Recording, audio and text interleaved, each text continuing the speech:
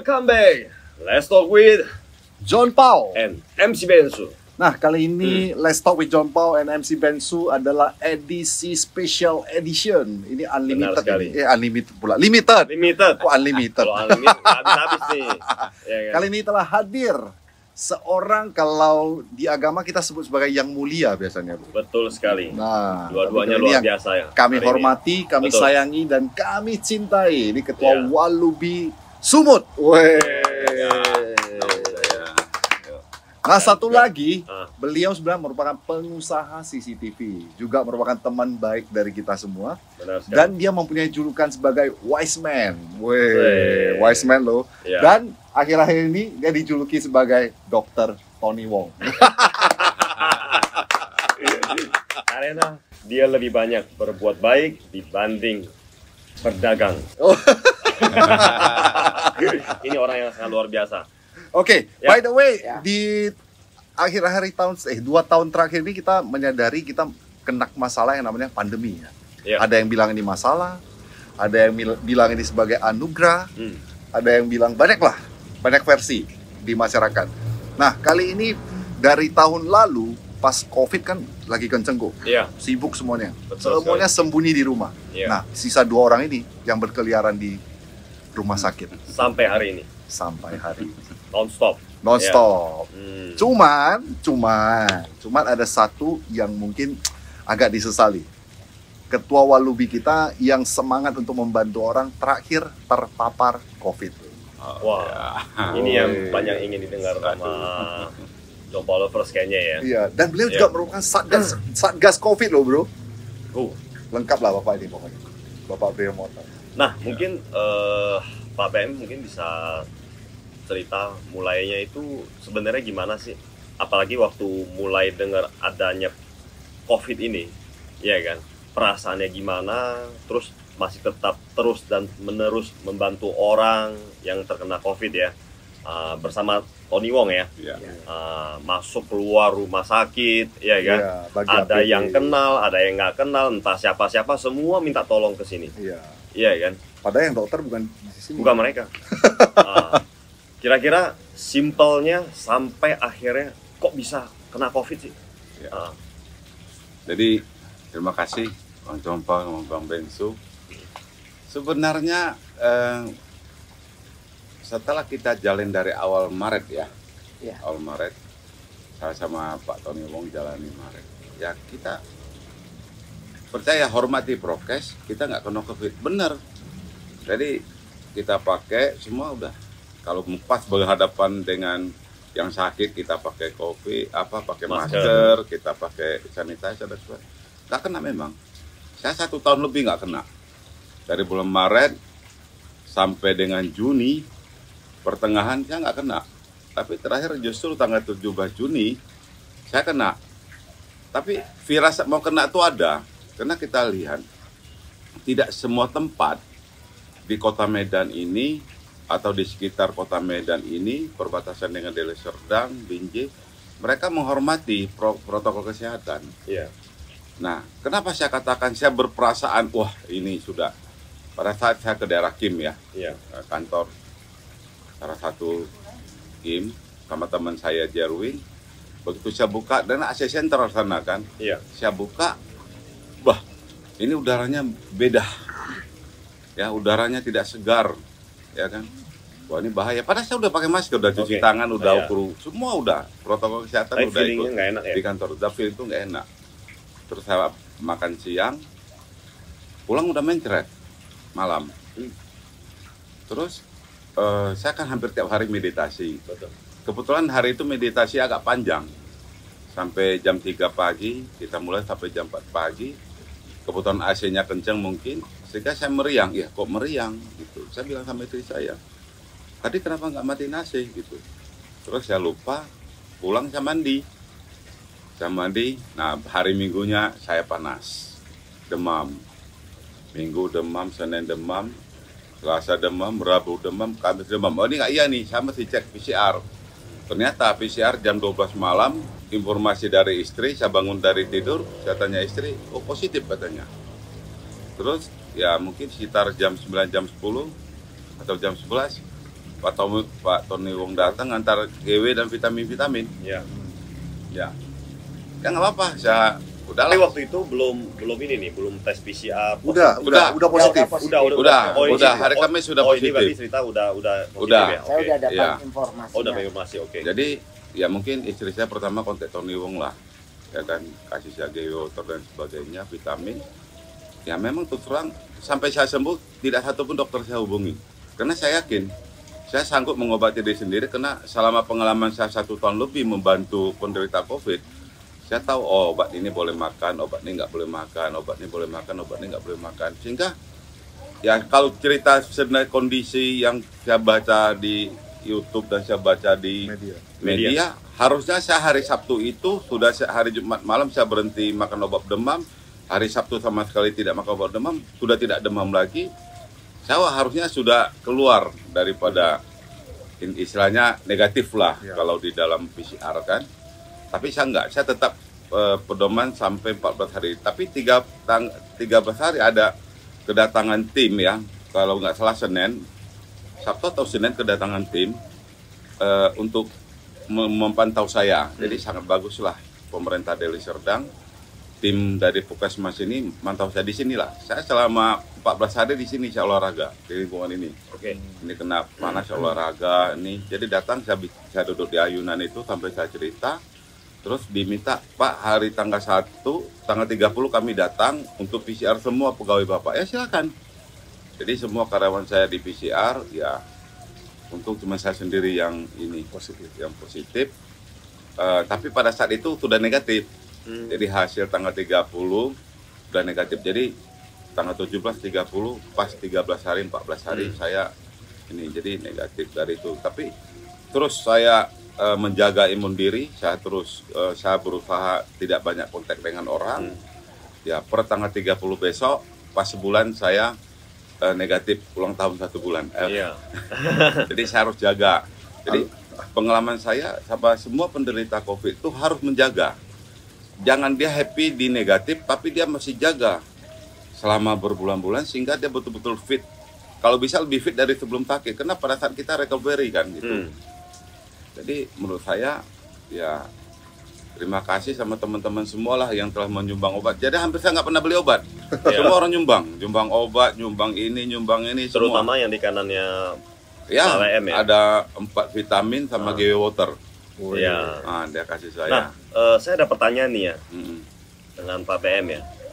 Kalau prosesnya dari PCR tahu positif itu sampai seminggu lah berarti ya, seminggu proses 2 minggu. itu 2 minggu ya. Ya. Saya boleh tahu nggak yang dirasakan itu apa aja? Berarti kan pertama kan mencret, demam, betul ya? Terus ada lagi nggak? Sempat sampai penciumannya tidak ada?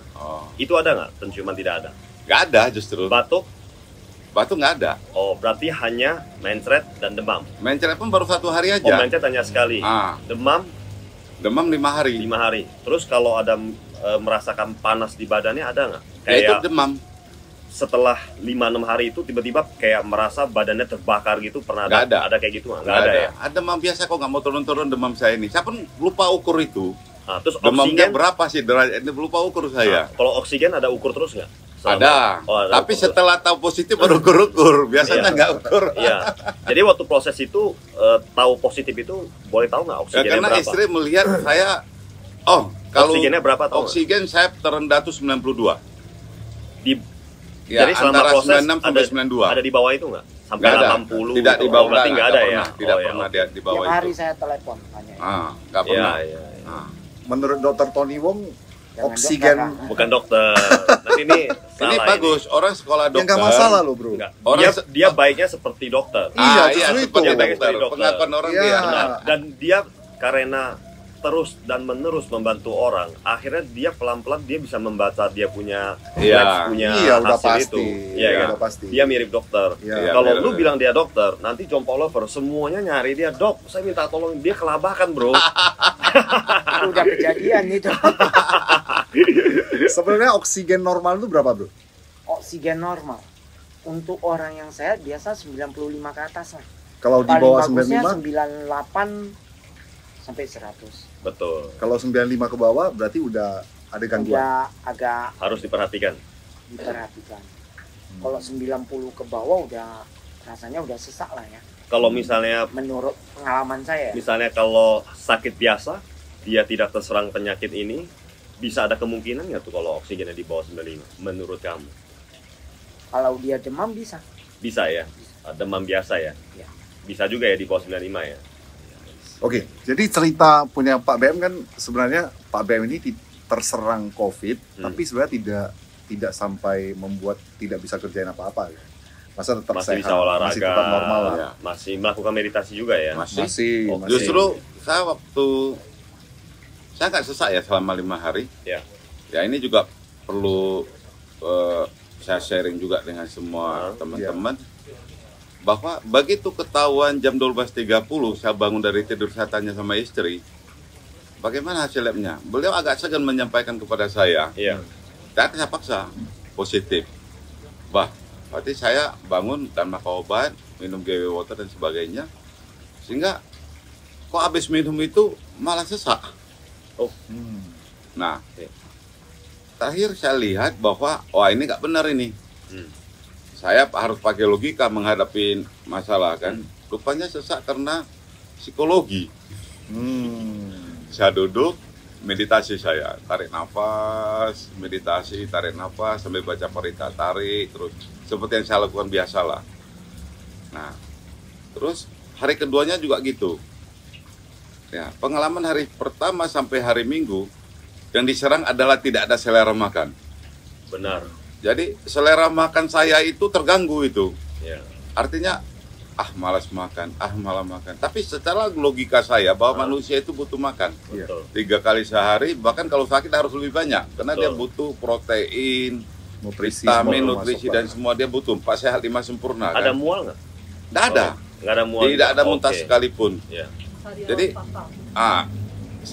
saya sejak minum GW water sariawannya yang timbul. Oh, panas dalam sekali. berarti.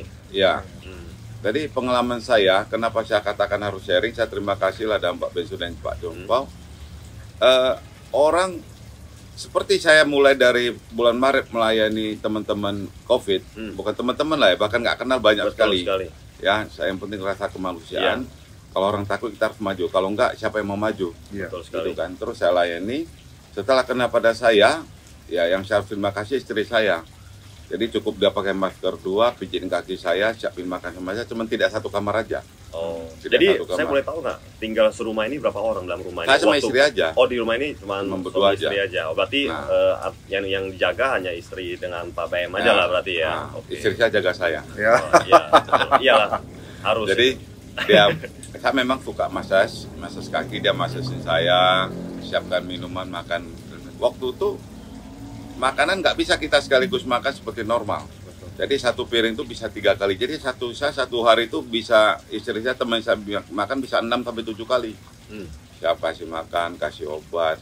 Nah, karena saya pengalaman menghadapi COVID ini, jadi saya tahu apa yang saya makan. Nah, tahu apa yang harus saya jaga. Terutama COVID ini yang saya jaga adalah ISPA. Jadi mulai dari paru-paru, tenggorokan, hidung, mulut, saya jaga itu terus. Dan juga mindset pastinya. Iya, dan vitamin dan ramuan-ramuan tradisional. Jadi temulawak dan sebagainya lah saya pakai itu. Saya nggak satu orang dokter pun saya nggak pernah diskusi. Nggak pernah. Saya yakin bahwa ya COVID ini nggak ada obat. Percuma aja kalau kita cerita sama dokter. Toh kita juga sama dengan dokter, pengalaman melihat mengirim obat dan sebagainya, masker dan sebagainya. Jadi saya coba makan vitamin yang seperti biasa dokter kasih. Betul. Di luar itu saya makan obat tradisional Indonesia, termasuk ukuk, ya kan. Terus saya juga makan obat tradisional dari RT, ya kan, untuk paru-paru, untuk tenggorokan, untuk ya semua saya makan. Tapi resepnya agak banyak, saya kira-kira aja. Ya mudah-mudahan hanya 2 hari saya menderita, dan dibantu meditasi, dibantu oleh pelayanan istri yang baik, ya kan. Boleh dibilang itu masa kritisnya 2 hari lah ya. 2 hari, setelah hari Sabtu nggak demam lagi, tapi selera masih terganggu. Nyaris hari Senin lah baru bebas semuanya. Jadi tanda-tanda saya cuma 1 demam, mencret 1 kali. Terus habis makan GW Dokter. Ya. Wah, ini bagi saya mau kurus tuh 3 kilo tuh cepat. 2 hari saya kurus. Makan GW Dokter 8 kali. Gara-gara minum 2 hari, 2 hari saya kurus 3 kilo. Berapa lama ya? 8 kali. 3 jam kali. sekali, 3 jam sekali. 1 botol. Enggak, masih ada sisa. Karena disuruh makan 2 hari, saya cuma sehari 8 kali. Dihajar ya. Oh, dihajar saya. Betul-betul makan apapun air yang keluar. Oh gitu. Ya, Terus jadi ada kata lagi, istri saya itu detok. benar. Saya paling interesting itu adalah pola makan sih. Yang Ya. ingin saya tanya ya. Ya. Jadi selama proses itu pola makannya Pak BM itu seperti apa? Atau mungkin masih konsumsi punya makanan sama seperti biasa? Misalnya mungkin saya pagi biasa makan mie pangsit, siang saya tetap makan nasi padang, atau mungkin sebagainya lah ya. Makanannya normal atau berubah? Normal Nggak atau normal. Nggak normal. Jadi nggak normal. Oke. semua ada yang dulu saya nggak normal kembali menjadi normal. Dulu saya normal kembali jadi tidak normal. Jadi khusus makanan itu tidak normal. Jadi nggak boleh makan cabai. Makanannya ya itu udah pasti ya, nggak boleh makan cabai apa ya. Terus makan 1 hari bisa 6-7 kali, biasanya cuma 2 kali gitu. Terus ada menu khususnya. Terus dia ada khusus. Roti aja minta sama tahu sup. Nggak, maksud saya dia ada khusus kayak bilang saya tidak makan gorengan, saya tidak memakan PPK atau sekarang kan lagi tren ini. Tapi Pak BM VG ya? Enggak. Sekarang kan lagi tren. Iya. Ada yang buang karbo. Betul. Iya. Ada yang buang asin. Ya. Benar. Ada yang buang Rasa apa semua dibuang. Jadi rasa dia kadang-kadang hanya makan buah dan sayur. Ada punya begitu. Ada punya dia buah, sayur, protein. Ada punya dia semua boleh makan. Begitu. Jadi Sebenarnya versi orang kan beda-beda gitu kan. Iya. Yang saya pingin tahu Pak BM kayak gimana gitu. Ya. Waktu itu gitu. Pola makannya. Kalau pola makan, Hmm. saya cuman serahkan sama istri. Cuma pada saat istri keluarkan menu yang cocok sama saya bilang, ini tiap hari gini aja. Terus saya sukanya nasi itu agak lembek seperti bubur. Berarti nasi masih ada makan ya? Makan. Oke, berarti karbo Ya. ada masuk. Karbo masuk, semuanya masuk. Cuma saya kurangi cabai-cabai. Kan kadang ada sayur istri, ada bisa saya makan sedikit, saya curi-curi sedikit lah. Oh, berarti cabai Ya. masih ada konsumsi tidak banyak berarti ya? Oke. Yang kembali normal hanya tidur. Biasa saya tidur jam 3, jam 4. Sejak COVID, saya jam 12, jam 8, jam 10 saya udah tidur. Tidur lebih awal. Dan bangunnya? Bangun jam 5, jam 7 paling lat. Berarti istirahat juga baik. Iya. Ya. Jadi kalau pengalaman saya, selain obat, nutrisi, dan sebagainya, ya bagi kita tidur harus cukup. Iya, itu Karena paling penting. seberapa cepat Sehat tidak nggak ada sehat juga alasan sama orang ya? kena COVID aku nggak bisa tidur. Iya benar. Jadi tidur itulah membuat saya cepat pulih.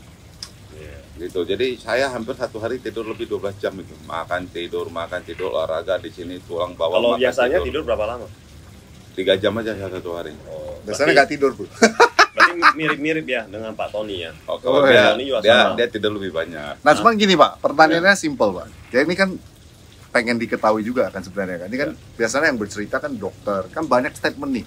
Muncul di mana-mana statement muncul seperti kata Pak Tony, yang sakit berapa, yang pakarnya lebih banyak daripada dokternya misalnya. Betul. Kan sekarang banyak jadi pakar nih. Iya. Ya kan, yang udah pernah kena jadi pakar, yang belum kena tetangganya kena dia juga jadi pakar nih. Semuanya ikut-ikutan menjadi pakar. Nah, menurut Pak Brian sendiri, saya tahu COVID ini bahaya pasti karena jadi pandemi dunia nih. Penyebarannya juga cepat. Saya juga oke lah, itu oke. Menurut Pak Brian, sebenarnya kena COVID-19 ini berbahaya karena penyakitnya atau berbahaya karena otak kita yang nggak beres? Oh, jadi gini, Atau mungkin kebiasaannya kali Iya. ya, kebiasaan Mungkin dia yang media membuat dia takut ini, kan. jadi saya bisa jelaskan sedikit. Karena semua badan kita ini punya karakter yang berbeda. Itu yang harus kita pahamin dulu. Jadi tidak bisa apa pengalaman saya sampaikan 100% bisa ikut, tidak. Karena yang paling bahaya COVID itu menyerang apabila kita ada penyakit bawaan seperti jantung, gula darah, darah tinggi, kanker, hepatitis, paru-paru. Ini. Jadi peranan dokter harus memang. Indikator itu harus dikuasai dulu. Terus baru bagaimana makan obat yang pas untuk kondisi badan. Nah, kebetulan diri saya tidak punya penyakit itu semua. Saya begitu saya PCR, sekaligus saya memeriksa semua kesehatan badan saya, darah-darah, termasuk semua lah diperiksa. Sehingga saya tahu, jadi kita nggak bisa sembarangan juga. Kalau lu COVID makan obat ini, nggak bisa. harus ada indikator diketahui dulu. Nah ini pengalaman saya. Iya, ketahui dulu kita ada penyakit apa ini, gula bagaimana, jantung bagaimana, terus tensinya, parunya bagaimana. Nah setelah tahu indikator itu baru kita bisa makan obat. Ada obat penyakit umum seperti yang saya makan gamat sama shell food ya. Saya telan aja 2 botol, kemudian sisa 2 botol di rumah ya saya telan 2 botol. Gampang tinggal 1 botol ya saya telan 1 botol. Gak ada mikir itu beli lagi kan. Apa yang ada lah yang bersifat suplemen. Ada saya makan itu. Terus obat-obat vitamin, 4 vitamin lah. Yang biasa umum lah. Terus tambah lagi temulawak ya kan. Nah itu kan tradisional, itu kan boleh katakan suplemen juga, bukan obat kan itu. Saya makan dalam lama juga sih temulawak. Iya, temulawak sangat bagus sebenarnya. Kan. Iya, ya temulawak. Terus obat tradisional Tionghoa yang 21 macam. Terus obat Tionghoa menjaga paru-paru. Ya, itu yang saya makan terus. Jadi begitu udah selesai, sampai hari ini saya masih konsumsi, padahal saya sudah negatif hampir 1 bulan. Iya. Saya masih, yang dulu 1 hari 2 kali, saya jadi 1 hari sekali. Masih dikonsumsi. Ya, nanti mungkin bulan depan 2 hari sekali, bulan depan lagi 3 hari sekali. Kenapa? Saya ingin bahwa merecovery bukan hanya standar pada saat sehat, kalau bisa lebih lagi. Jadi menurut saya teman-teman yang kena COVID, ya ada yang kena COVID sudah negatif, gak lama dia meninggal. Karena dia nggak jaga itu. Jadi bahwa pada dasar kita terserang, kadar terserangnya kita nggak tahu, indikatornya kita nggak tahu. Apakah setelah negatif itu kita makin parah? Ini ada lagi, orangnya sudah sehat, tapi dicek positif terus. Ini ada gejala baru sekarang. Jadi makanya menurut saya, kita harus teliti. Dan yang paling penting yang saya katakan, ya teman-teman juga harus ketahui, menghadapi orang COVID, ya saya sangat salut. Tadi siang saya lebih kurang, lebih 2 batang rokok atau 1 batang rokok lah ceritanya jumpa bagaimana dia melayani keluarganya, hampir seluruhnya kena ke COVID. Nah, saya takut, dan itu apa yang Pak Jompo lakukan itu sudah benar. Saya juga baru ada teman saya Pak Harun di Johor kena. Saya lihat anaknya agak pegang pun agak ini nggak bisa. Nggak takut ya. Karena kita menjadi penghiburan kalau kita betul-betul pegang dia, kita rawat dia, menjadi penghiburan sama seperti apa istri saya layani saya pada saya COVID kan. Itulah yang saya sharing. Jangan takut. Layani, protap, sampai kita makan vitamin juga. Kali ini pertanyaan yang sama ke Pak Tony Wong. Pak Tony Wong kan sepertinya dari pertama kali pandemi, dia itu udah aktif bro, sama seperti Pak BM juga, bantu orang. Dan banyaklah kawan juga. Terima terus telepon bro, dari pagi, siang, malam, tengah malam. Pernah sampai pernah yang setahu saya, dia sendiri menuju ke rumah Pak yang terkena COVID dan menggendong orangnya karena anak-anaknya tidak berada di rumah, cuma papa mamanya aja. Terpaksa ditolong. Sampai dihancurin rumahnya. Dobrak rumahnya, angkat dan lain-lain. Ya, saya nggak ada cerita Tony takut atau tidak. Yang mau saya tanya seperti tadi. Sebenarnya COVID ini paling berbahaya penyakitnya atau ada faktor yang lain, Pak? Ya, selain penyakitnya ya otomatis ya faktor pikiran ya. Menurut biasa, kamu ya? Waktu awal pandemi ini yang paling ditakutin sama orang apa? Social judgment. Jadi masyarakat, misalnya Pak BM kena COVID nih, digosipin semua, kan? Otomatis yang kena kan down, dikucilin, kan? Termasuk tetangganya, seberang rumahnya semua bilang, komplain lagi ke warga. Ini ada orang kena COVID nih. Seharusnya kan disupport ya. Saya biasa kalau bantu orang ya, yang kena COVID. Kok saya gimana? Ya kamu makan obat apa? Kamu udah cek darah, kan? Konsul dengan dokter apa? Saya selalu tanya. Dan biasanya udah tanya paling pagi-pagi saya telepon, gimana kabar? Udah jemur matahari belum? Ngobrol biasa lah, kayak nggak ada penyakit gitu ya, sama dengan Bapak. Pak gimana kabarnya? Udah mantap. Kadang bikin joke atau gimana lah gitu. Jadi kalau berbahaya menularnya ya pasti menular. Nah, kalau satu pertanyaan lagi nih. Kalau menurut Pak BM sama Ko Tony, unsur umur, kalau sudah umur yang 50 tahun ke atas positif misalnya, itu lebih gampang meninggal biasanya. Atau mungkin anak-anak mungkin di bawah 10 tahun yang terserang penyakit COVID ini, dia pasti lebih susah hidup. Kalau menurut Pak BM sama Ko Tony, pandangannya gimana? Ya, kalau menurut saya ukuran kesehatan bukan umur. Ya, ukuran terutama COVID. kalau kita cerita COVID, ya ukuran kesehatan bukan umur. Oke. Ukuran kesehatan adalah indikator kesehatan. Jadi maka kenapa saya katakan pada saat dia terang COVID mesti ukur dulu, mesti lihat dulu. Kan kita sudah tahu 1 sampai 4 hari hanya di sini. Lewat 4 hari udah mau masuk sini. Kalau di sini sudah putih semua, ya mau umur berapapun ya Sama aja. dia berada di persimpangan. Terus hidup atau belokan surga atau neraka, ini antara dua itu aja. Antara dosanya banyak atau tidak. Kalau jadi masih banyak, pengalaman saya begitu. Kalau menurut pandangan Pak BM lah, ya kan, Ya. karena Pak BM juga membantu Banyak. yang terkena kasus COVID ini. Saya rasa kalau digabung sama Tony udah ribuan kayaknya sih saya rasa. Jadi yang ukuran saya paling penting kepada teman-teman, ya rutin aja makan temulawak, rutin aja makan bandrek, ya kan mungkin 1 hari bandrek, 1 hari temulawak, terus apalagi yang lain. Artinya menjaga kesehatan. Saya terus saja saat ini, begitu tenggorokan gatal udah makan obat tenggorokan, begitu mulai pilek udah makan obat pilek. Biasanya besok sembuh, Iya. nanti besok pagi juga sembuh bangun tidur. Jadi menjaga lebih cepat lah ya. Ya, terus Ya. yang biasa suka minum udah minum air panas terus, Benar minum sekali. teh Iya. pu'e terus gitu. Jadi minum kopi. Ya. Kata orang merokok itu bisa jarang kena COVID, yang ngerokok terus. Oke, jadi kali ini 2 pertanyaan langsung. Ya. Pertanyaan pertama untuk Pak Tony, pertanyaan kedua untuk Pak BM. Pertanyaan pertama yang saya mau tanya, indikasi orang kena COVID, dia itu kita boleh bilang, kamu isoman saja, kamu ke rumah sakit saja. Itu apa indikasinya? Itu untuk Pak Tony. Ya. Pertanyaan kedua, Pak, ini yang paling miris, Pak. Kalau memang dia harus diantar ke rumah sakit, sekarang rumah sakit penuh, Pak.